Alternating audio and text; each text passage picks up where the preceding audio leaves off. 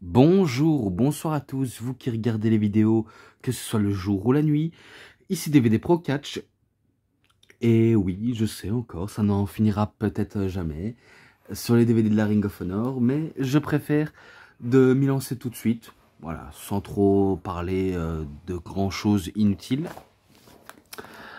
Better That or the Best, version Milestone Series de la Ring of Honor. Et ça a eu lieu à Chicago Ridge, Illinois, le 4 du 1er janvier 2006. Si je crois bien que c'est ça. Et on voit les affiches directement. Danielson, Landstorm, Cabana, Homicide. Eh ben, un show que j'ai apprécié, comme la plupart des shows que j'ai regardés. Eh ben, ça reste quand même un must-have ou un banger, comme on aime appeler. Et pour ça, ben, je vais passer directement au Dark Match, parce que les Dark Match, je n'ai pas vu dans le DVD, parce que les Dark Match ne figurent pas dans ce DVD-là. Peut-être qu'ils figurent sur Internet, mais ça reste discutable de trouver. Donc, le premier match, c'est Derek Dempsey contre Peli Primaeus. Peli Primaeus. Eh ben, c'est victoire de Derek Dempsey. Ce match-là, je lui ai mis un 3. Voilà, parce que je m'en rappelais vraiment pas du tout, vu comment il n'y a pas de dents. Claudio Castagnoli contre Chad Collier. Je crois qu'il a l'air d'être bon. En tout cas, vu comment on connaît le côté athlétique in-ring de Castagnoli, c'est sûr ça peut être que du bon. Mais qu'on va pas se mentir, c'est Castagnoli qui bat Chad Collier avec un powerbomb maintenant les deux bras pour la victoire. Donc voilà, victoire de Castagnoli, 3,20. Ensuite, Smash Bradley contre Riff Titus. Un match que je ne me rappelais pas forcément, mais que c'est victoire de Smash Bradley. C'est un 3,10. Ensuite, ben, Flash Flanagan contre Bobby Dempsey. Victoire de Flash Flanagan. Ce match-là, j'ai pas trop, on va dire, envie de trop en parler, mais c'est un 3,90. Enfin, 3,90, qu'est-ce que je raconte? 3,90, non. 2,90, enfin 2,90 si vous préférez. Et le dernier match du Dark Match de ce show-là, c'est un match à 6 féminin. Alison Danger, Daisy Ace et MS Swift. MS Swift. Bref, voilà, ça me dit pas grand-chose. Ensuite, The Cheerleader Melissa, avec Lindsay et Rain. Et c'est victoire des Face que des Heels.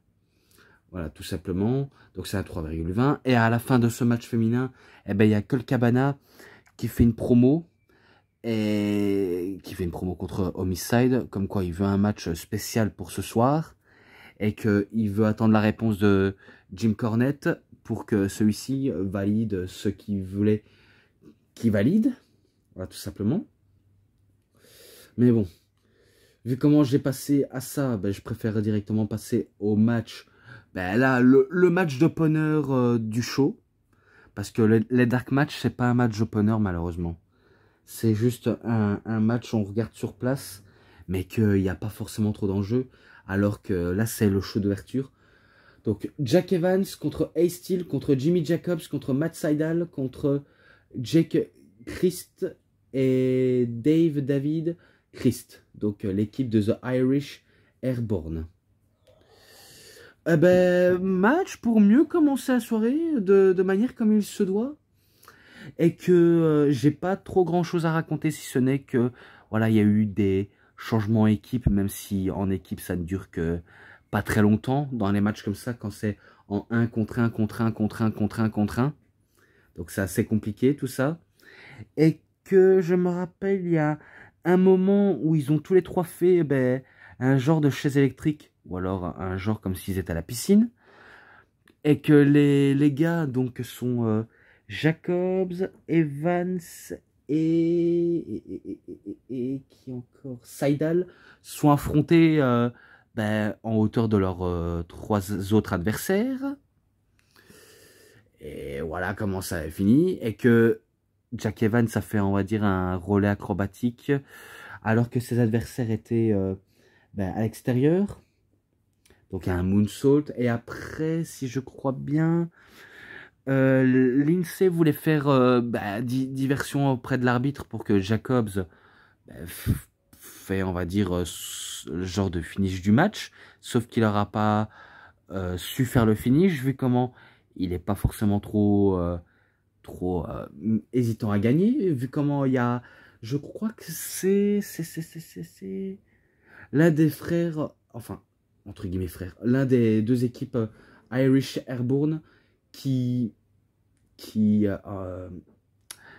attrape Lindsay ou Lindsay par les cheveux et que Jacobs le maîtrise et que ça permet à Jack Evans de faire son 630 degrés sur David Christ pour la victoire. Donc victoire de Jack Evans, alors que dans le match là, on a eu 2 membres de The Generation Next, Jack Evans et Matt Sydal. Mais bon, je préfère directement passer.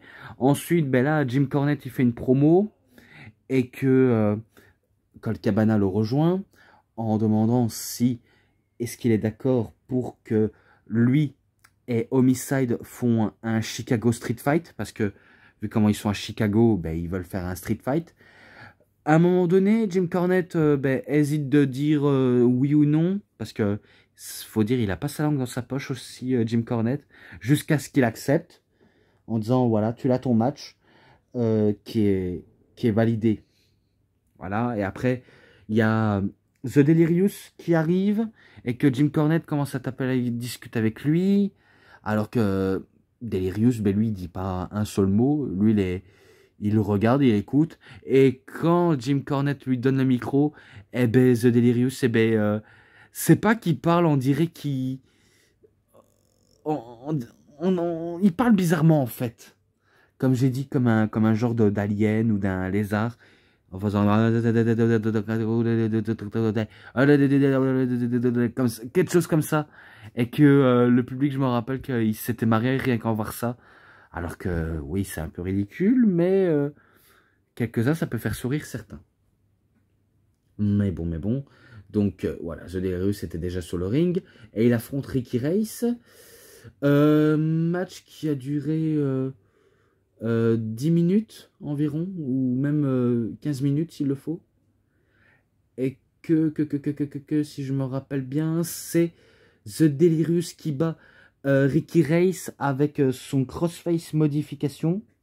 Ouais, parce qu'il chope le bras de son adversaire pour l'étrangler avec, pour faire un crossface. À un moment donné, il y a, je crois bien, c'est Rocky Romero qui voulait distraire l'arbitre, mais sauf que l'arbitre a vu que Ricky Race a abandonné, et du coup, il donne la victoire à The Delirious. Donc voilà, victoire de lui. Et c'est à 3,40, je le mets ça. Alors que le match précédent, c'était un 3,50. Et ensuite, encore un match qui a la même narration de chiffres, mais de façon très différente. Donc The Ambassadors, donc équipe de Alex Shelley et Jimmy Rave, et qui font équipe avec Masato Yoshino, toujours accompagné par Prince Nana et par un des membres du staff, et que je me rappelle, ils se font toujours accueillir avec des distributions de papier cul, donc des rouleaux de PQ.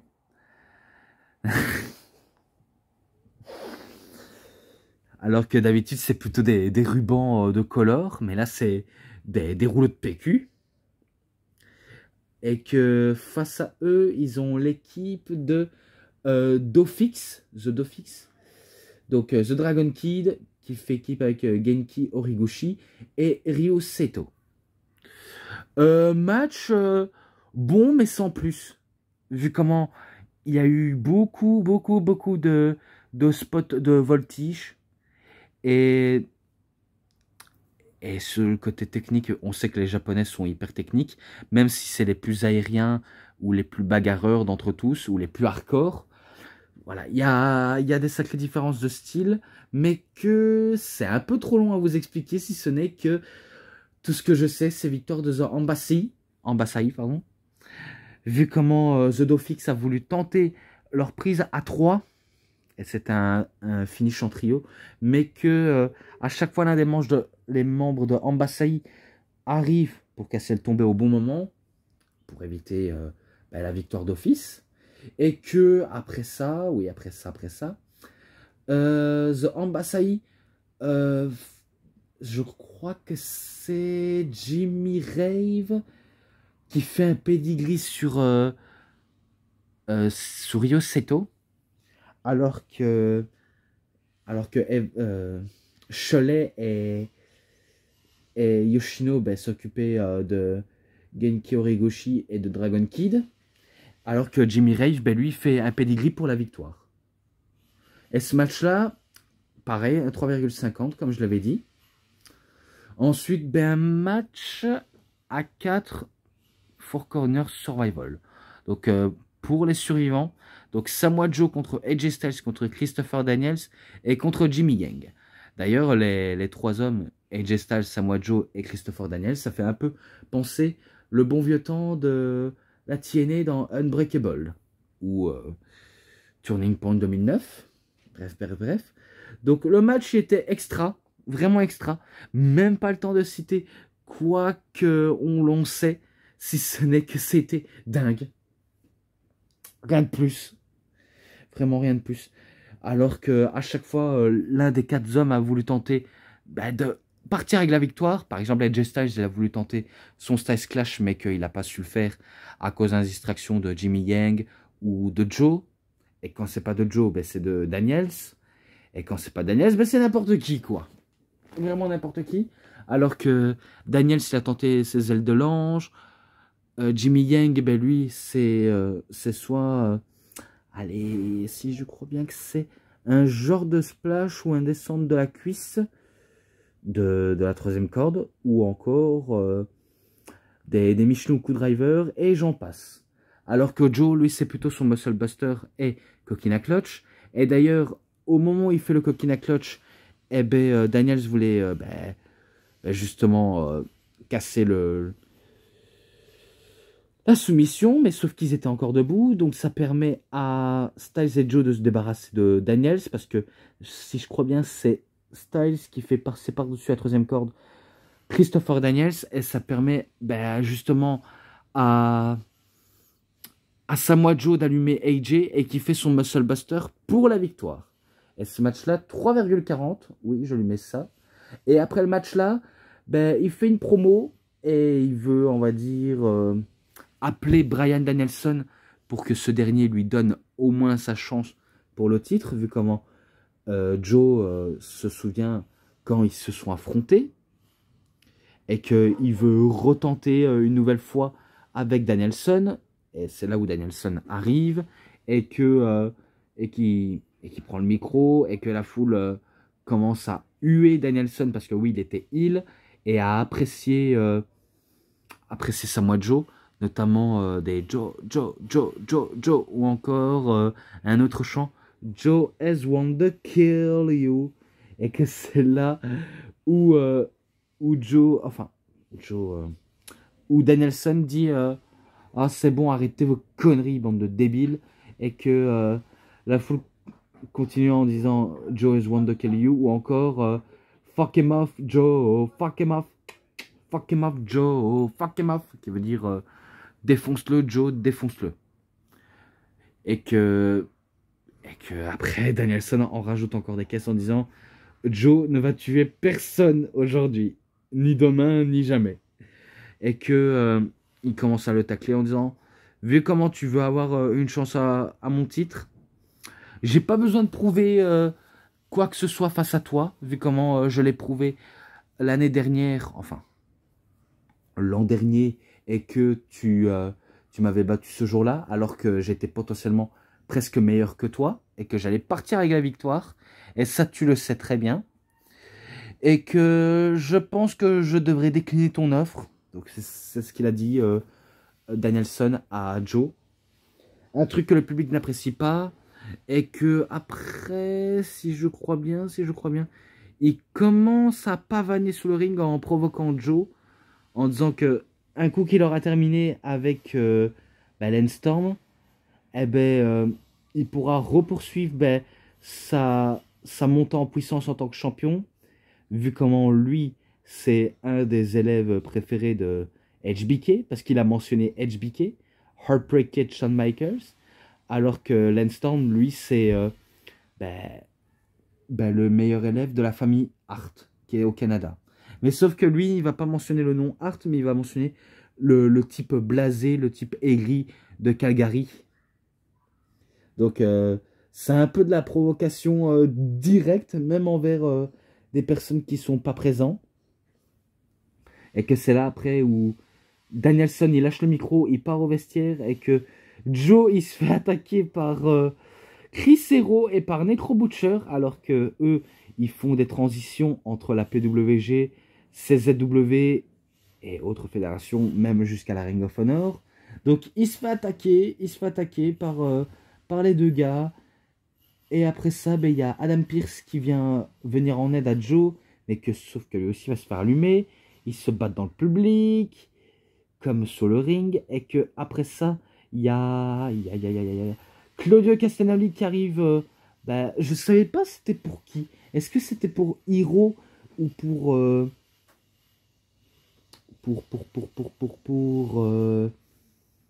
Joe et Adam Pearce, parce que il faut savoir qu'après Danielson, ben, il se met à se battre contre Joe et que les deux se battent jusqu'en coulisses.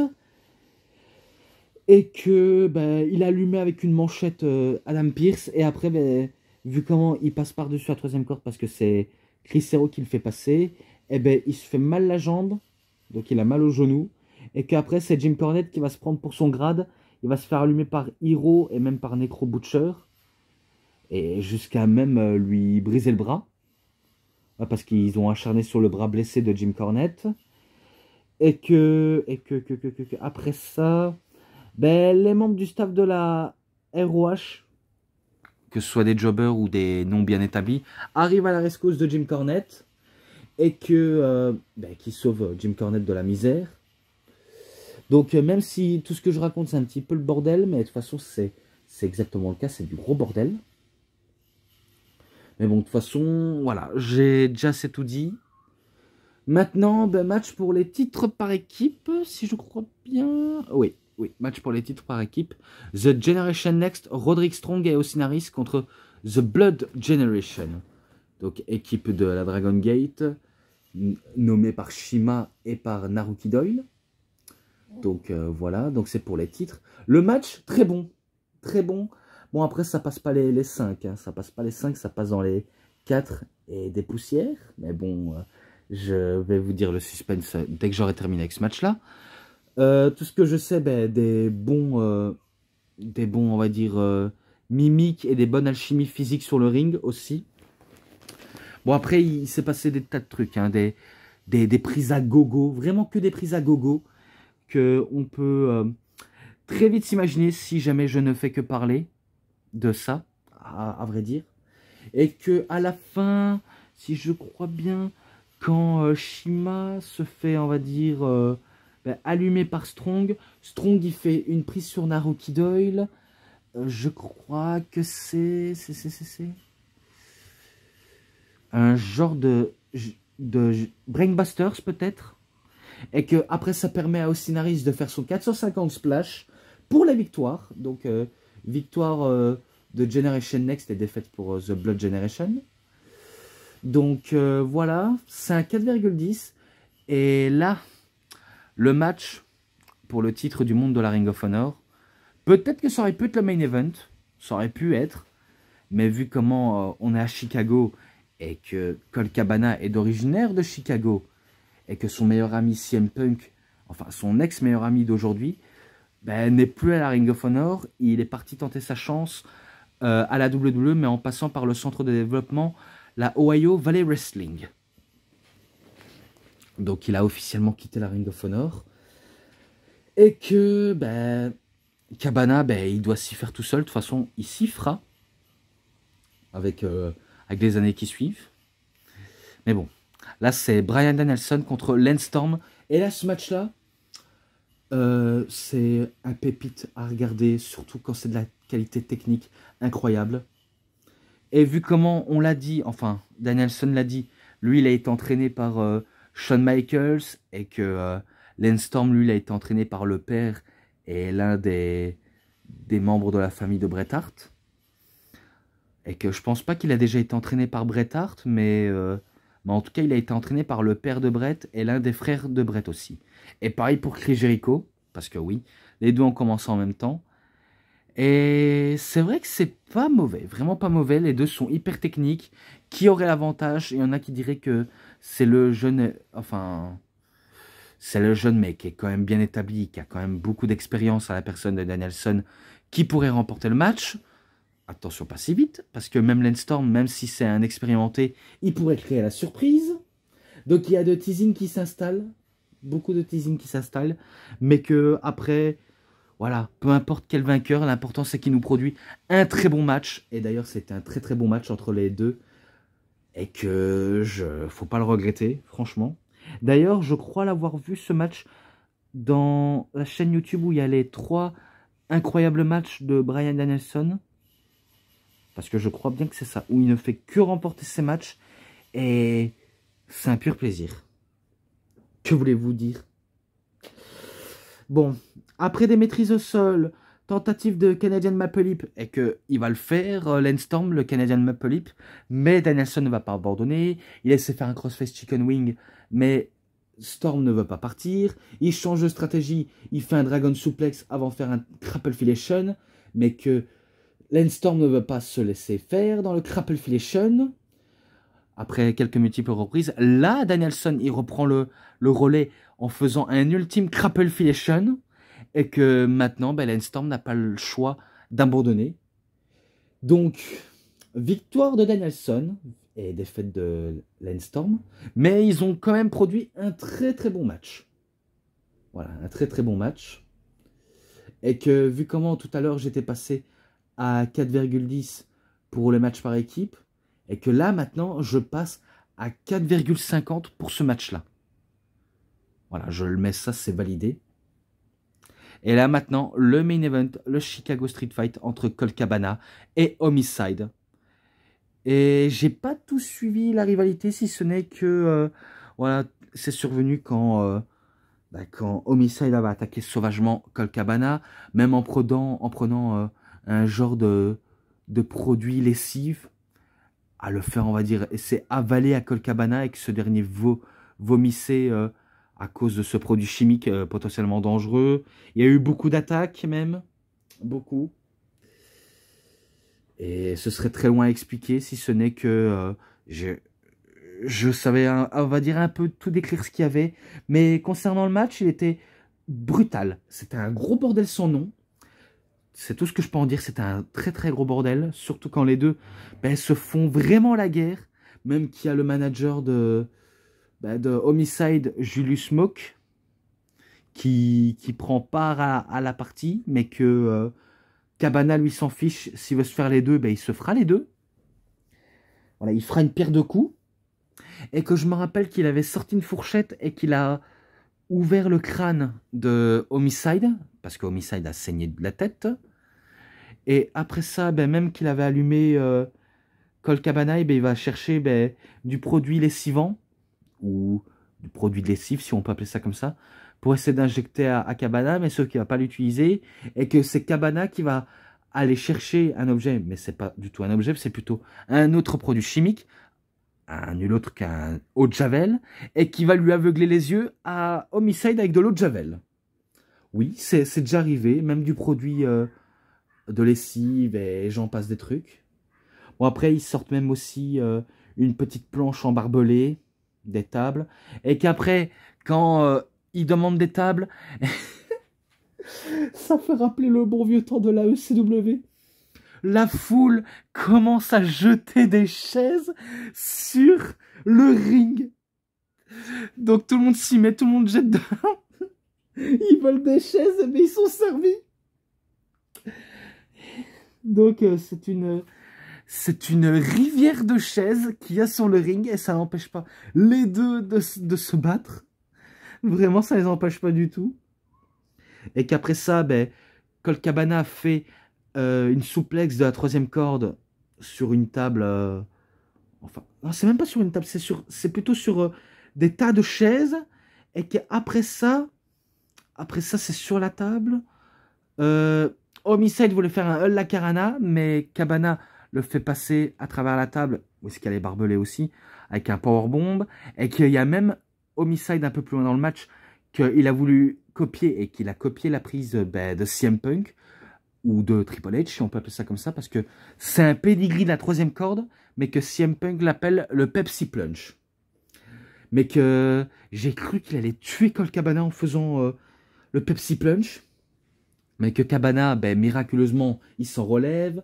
Et après, au climax, les deux se rouent de coups, à toi, à moi. Et que Homicide, ben, lui, il a voulu tenter sa fameuse cause line. Même Cabana, mais qui le sèche Homicide. Et qu'après, il fait son... Allez... son enchaînement. Et qu'après, il écrase la colonne vertébrale avec cette prise. Je ne sais plus le nom de la prise, mais en tout cas... ça doit faire mal au lombaire, pour la victoire. Donc, Colt Cabana remporte le match de Street Fight, et c'est un 4,20. Et à la fin du match, il se fait attaquer par Julius Smoke et un autre gars que j'ai oublié son nom, et qu'il l'attaque, et qu'il a même sorti une corde pour le pendre. Donc, ils veulent pendre, mais Homicide intervient en disant « Non, arrêtez, c'est bon les mecs, on arrête.